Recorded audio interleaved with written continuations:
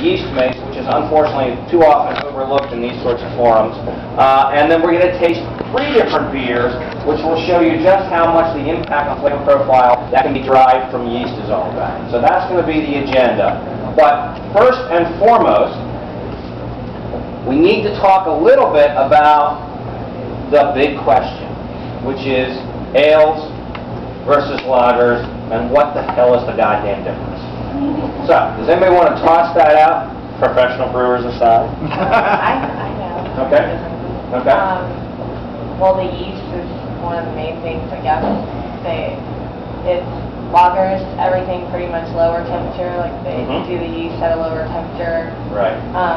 Is it the lager that they age less? Lager would be longer. Longer? Right. Lager would be longer. That's pretty much all I know. Okay. Anybody else?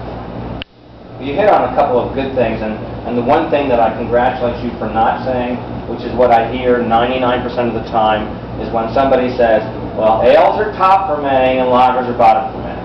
Now, that may or may not be, depending on the particular yeast culture that you're using. But the truth of the matter is, first off, does that tell you anything about flavor profiles? No. I don't give a damn where the yeast is doing its work. I want to know, how is it going to change the flavor of the beer that I'm brewing? Okay, so your idea about the temperature fermentation is the critical point.